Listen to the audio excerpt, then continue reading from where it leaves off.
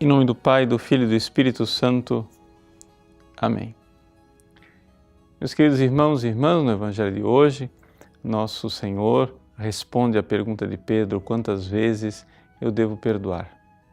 E aqui ele nos dá a lição do seu perdão infinito, 70 vezes 7 vezes. É assim que Deus nos perdoa, é assim que devemos perdoar. E para mostrar que a fonte do perdão é Deus, ele conta a parábola daquele senhor que perdoa o seu servo e que espera que o servo também perdoe os seus companheiros. Isso nos dá a ocasião, nessa quaresma, de refletirmos a respeito do sacramento da penitência ou da confissão. Vejam, a quaresma é um tempo em que nós especialmente devemos procurar esse sacramento. Nós sabemos que existe um mandamento da Igreja que diz que nós precisamos nos confessar pelo menos uma vez ao ano. Mas é evidente, a confissão ela pode ser mais frequente. Mas na quaresma nós temos o tempo oportuno, o tempo de recebermos este sacramento do perdão de Deus.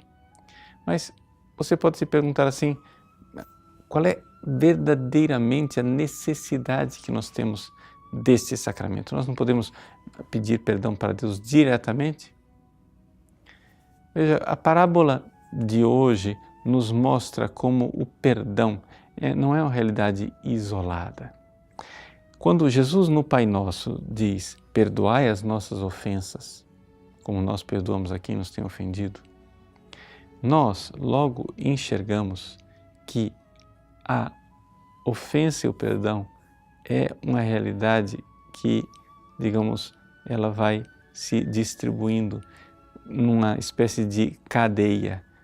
Nós recebemos o perdão de Deus, precisamos dar o perdão.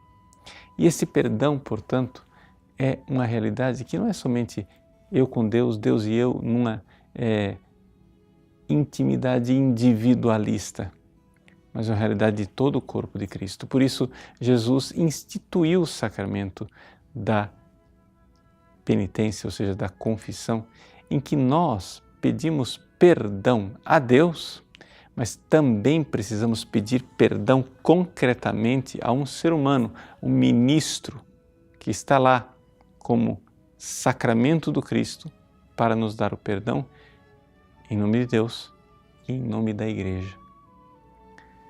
Vejam, na fórmula da absolvição, quando nós recebemos a absolvição do Padre, ele diz, ele nos concede pelo ministério da Igreja o perdão e a paz. O perdão, claro, ele vem de Deus, mas ele é administrado pela Igreja. A Igreja é instrumento para que esse perdão chegue até nós. Então, não é uma questão de nós pedirmos a Deus perdão diretamente. É uma questão de nós compreendermos, como na parábola que Jesus conta. Existe sim o Senhor, eu, mas existe também os outros servos, os outros amigos. Tudo isso faz parte de uma grande família e o perdão deve ser celebrado dentro desta realidade. Por isso, Jesus poderia tranquilamente ter inventado uma outra forma de nós recebermos o perdão. Não seria necessário nós nos rebaixarmos diante de outros seres humanos. É muito incômodo, eu sei, é incômodo se confessar. Também eu, que me confesso todas as semanas, não é agradável. Não é agradável a humilhação, mas é saudável. Sim, muito saudável que nós nos humilhemos, porque ao nós confessarmos nosso pecado diante do ministro, de alguma forma nós nos damos conta do que nós realmente fizemos.